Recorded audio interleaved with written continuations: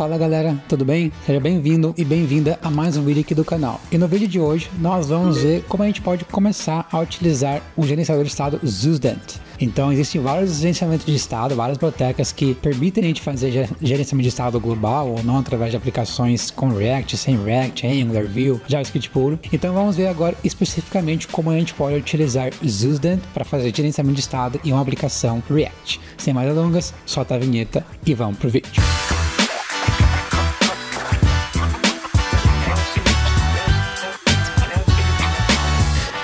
Bom, aqui na minha máquina eu tenho um projetinho React, é um projeto React criado com Vite, né? Então basicamente a gente tem aqui alguns estilos, padrão de CSS, tem um reset CSS utilizando Normalize, tem um componente de container que simplesmente vai criar aqui uma div container para centralizar tudo no meio da página, arquivo principal bem padrão, simplesmente importando aqui nossos arquivos CSS.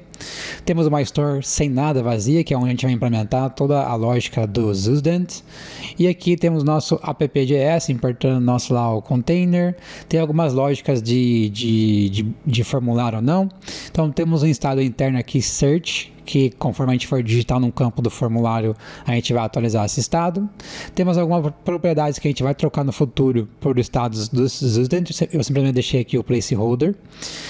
Temos a função de submit do form. Então, quando o form for submetido, a gente vai ver se tem alguma coisa digital no campo. Se tem, a gente vai limpar o campo. E aqui a gente vai ter que fazer alguma coisa. Então, implementar. E aqui temos um componente que simplesmente vai ter um H1, tem o nosso container para centralizar tudo na página, tem um H1 que vai mostrar um título, temos o formulário com esse campo, um botão no formulário, temos uma mensagenzinha implementando quantos repositórios do GitHub a gente está mostrando e temos uma tabela renderizando todos os nossos repositórios. Então, basicamente, o que essa aplicação está fazendo? Ela está renderizando e buscando repositórios do GitHub. Logicamente, se a gente digitar aqui agora e tentar buscar, ele simplesmente vai limpar o campo, não vai fazer nada demais, porque a busca não está implementada. Então, tanto a busca quanto manter e gerenciar esse estado de repositórios, a gente vai fazer utilizando a Zuzdent. Então, o que a gente pode começar a fazer? A primeira coisa aqui no nosso store, a gente vai começar a criar o nosso store em si, né? Então a gente vai fazer aqui um export const use repositories store. Isso aqui é uma função,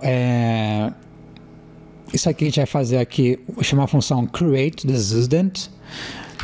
E para essa função create a gente vai ter que passar algumas funções e a gente vai ter que fazer algumas coisas. Então vamos passar uma função e retornar aqui um objetinho JSON. Acho que faltou uma chave aqui, beleza. O que a gente quer fazer? A gente quer primeiro definir o estado em si. O estado, a gente vai definir a propriedade data. E dentro dessa propriedade data, a gente vai colocar aqui items, que por padrão vai ser vazio. E total count, total underline count, que por padrão vai ser vazio. É simplesmente essas propriedades que a gente definiu aqui, ó. Então, esse data aqui, a gente está tirando daqui e a gente está jogando lá para a nossa store do Zuzdent. Além disso, a gente quer também ter uma função fetch, que essa função vai de fato fazer a busca, né? E essa função, ela vai ser assíncrona e ela vai fazer alguma coisa de forma assíncrona. Então, a primeira coisa que a gente quer fazer, a gente quer bater lá na API. Como que a gente faz para a gente bater lá na nossa API? Então, a primeira coisa, a gente quer trabalhar com aquela propriedade isLoading ou não. Então, a gente vai fazer aqui um set e a gente vai passar aqui isLoading true. E depois a gente vai fazer isLoading false.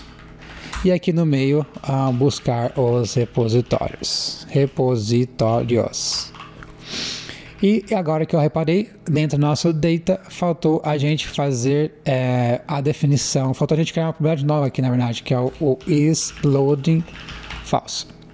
Então vocês podem ver que tá chato eu toda hora ter que criar propriedade, não criar propriedade. Como a gente está utilizando TypeScript, vamos criar aqui um tipo e vamos passar aqui, ó, output. Então, o que a nossa store aqui do Zuzdent deve retornar como retorno da função da store?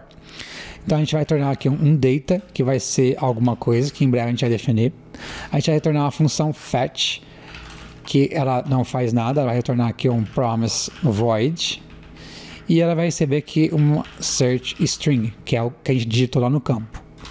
E por último vai ter um isLoading, que é um boolean. Esse aqui vai ser um search response, na verdade. Search response. Vamos criar um outro type aqui, search response. E esse search response vai ter total underline count, que é number, items, que vai ser um array de repositório.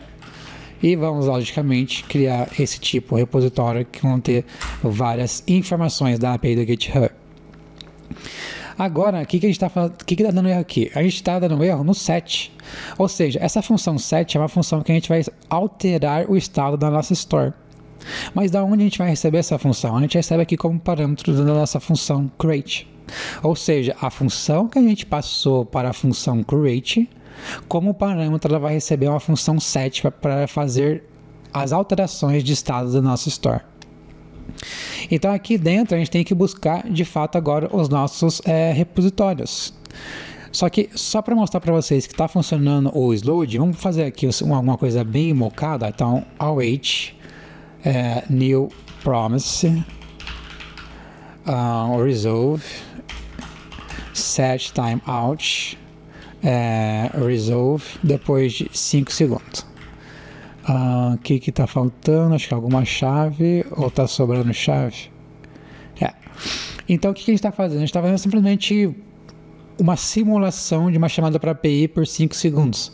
Ou seja, a gente está criando uma promise que ela vai ser resolvida depois de 5 segundos. Isso porque o set timeout vai chamar essa função resolve depois de 5 segundos. Se a gente voltar na nossa aplicação, como a gente consegue apagar tudo isso daqui e buscar agora os dados da store?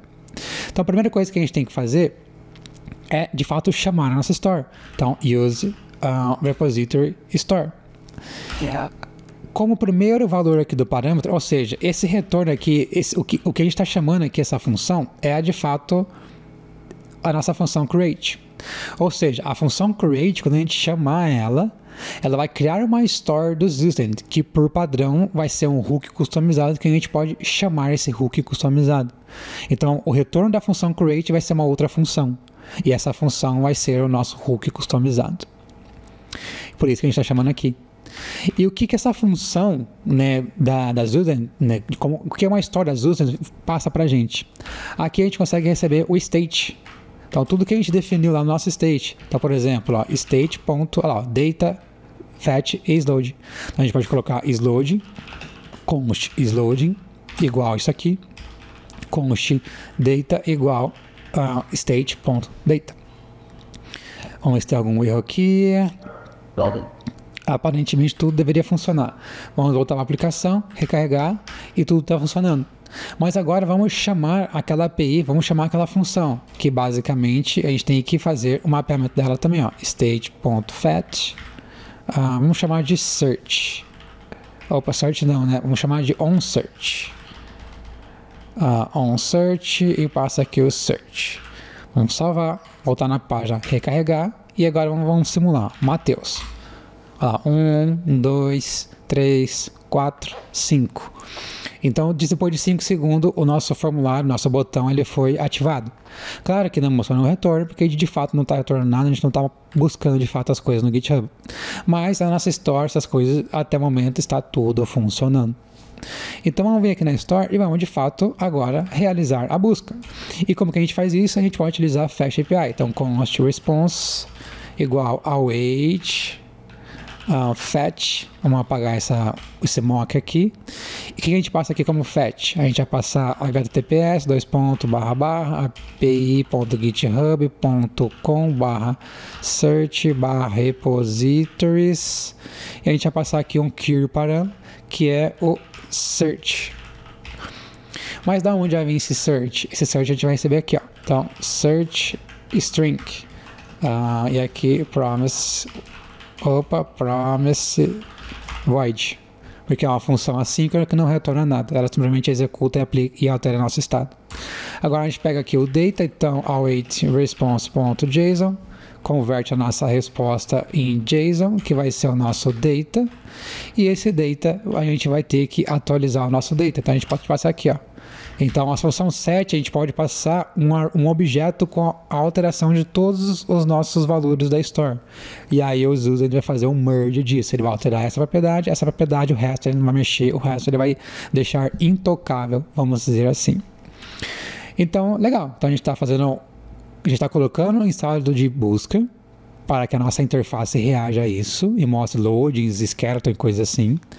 A gente está buscando todos os repositórios, a gente está pegando a resposta e convertendo para JSON e a gente está atualizando o nosso estado interno. Olha, pega essa resposta que está aqui e tira o nosso load falso. A gente está atualizando 2 estados de uma vez só, utilizando a função set, porque ela vai fazer o merge do estado atual com o novo estado que a gente está passando como para a chamada da função set. Então agora tudo deveria funcionar. Então vamos colocar aqui Matheus. Tá buscando. Olha lá, buscou. Então ele retornou várias coisinhas e tá mostrando essas informações na tela. Então, o nome, o owner, a linguagem, quantos forks tem, quantos issues tem, quantos stars tem, qual é o tópico que esse repositório está discutindo e quantas pessoas estão observando. A gente pode fazer, por exemplo, ó, React. Vamos buscar o React. Olha lá, React, o owner, a linguagem, forks, watches, stars. Então, temos todas essas informações agora voltando ao GitHub. Então, o React, ele achou 53 milhões 5.381.944 repositórios que contêm a palavra React. Então, mais de 5 milhões de repositórios. E uma última coisa que faltou foi a gente definir esse tipo aqui, ó. Então esse tipo aqui, deixa eu copiar que eu já tenho pronto aqui, mais fácil, que é bastante propriedade que a gente vai pegar.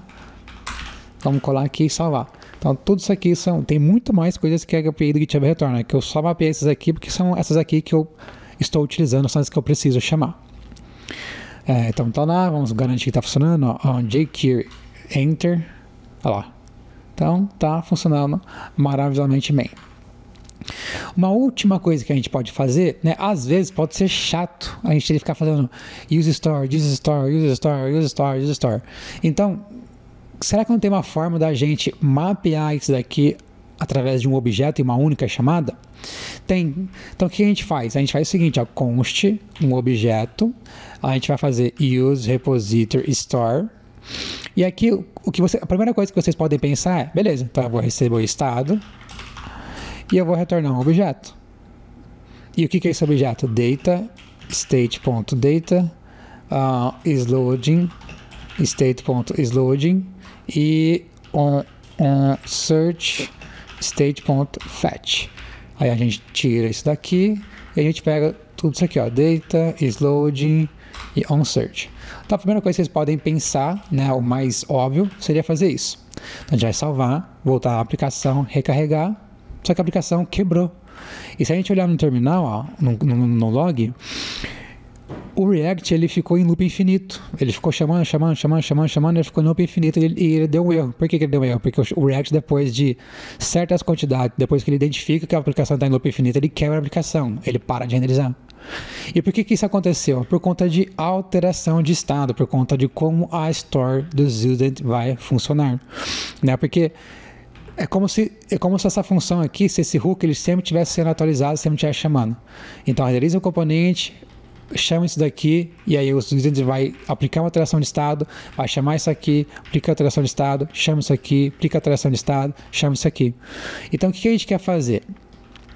A gente quer, de fato, aplicar um outro método de renderização, de diff aqui da student. E a gente faz o seguinte, a gente chama aqui uma função useShallow, e para essa função useShallow a gente vai passar a nossa função antiga, que é a nossa função que recebe o state e retorna um objeto. Então agora, se a gente renderizar, ó, parece que já está funcionando, ó. Então jQuery enter, funcionou agora com uma única chamada. Então, através desse useShallow, então a gente pode até abrir aqui, ó, a aplicação a documentação do student, student useShallow selector. Vamos ver aqui o que esse selector está fazendo. Deixa eu jogar para cá. Cadê que eu me perdi agora? A tela do student tá aqui. Ó, então tá lá. O que esse... Então assim, ó lá, useShallow é um React Hook que permite você otimizar re-renders, ó, que é algo que estava acontecendo no nosso caso. Então, olha lá, use. Primeiro, nós precisamos setar uma store que vai manter o estado Nessa store, nós definimos 3 propriedades: Papa Bear, Mama Bear e Baby Bear, cada um representando um membro diferente da família Bear e seus respectivos potes de mel. Próximo, nós iremos criar o componente, então tudo que a gente fez, ó, o componente ele vai pegar as informações da store exatamente como a gente fez, ó, tá aqui, sem segredo nenhum. Então, o componente que vai recuperar a chave do nosso estado e mostrar as chaves. Então, por isso que ele está fazendo um objeto.keys. Agora, a gente vai criar um componente que ele vai atualizar o beer, uma vestinha. Aqui, ó, é esse ponto que eu queria mostrar para vocês, ó, aqui. Então, tudo parece funcionar, mas há um pequeno problema. O componente beer, ele continua renderizando até se os nomes não tenham mudado. E por que isso acontece? Porque isso acontece porque o componente re-renderiza sempre que qualquer parte do estado muda.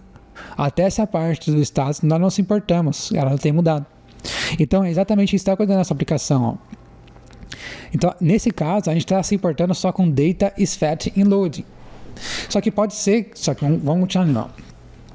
Então não tem mudado. Para consertar isso, então é exatamente isso que estava acontecendo. Então, por padrão, a Student, ela estava aplicando ela estava inicializando o estado, vamos dizer assim. E essa alteração de estado inicial estava re-renderizando o componente, que chamava de novo, alterava de novo, chamava de novo, que alterava de novo, que chamava de novo, alterava de novo, chamava de novo, alterava de novo. Então, por isso que ele ficava no loop infinito. E aí, para consertar isso, nós usamos o useShallow para garantir que o componente apenas renderiza quando, na verdade, algum estado que ele está chamando é modificado. Então, por conta de sempre um objeto estar diferente, né? Então, porque assim, por padrão, o que ela vai fazer? Ela vai comparar o nosso objeto. Nosso objeto, sempre que a gente chamar a função render aqui do React, ele vai alterar trazer um objeto novo. Chamou a função render, objeto novo. Chamou a função render, objeto novo. Chamou a função render, objeto novo. Tá, então acho que agora ficou um pouco mais claro qual era o problema, né? Então finalmente eu consegui chegar na explicação que eu queria. Então da forma antiga, sempre que a gente chamava a função render, esse objeto estava sendo criado.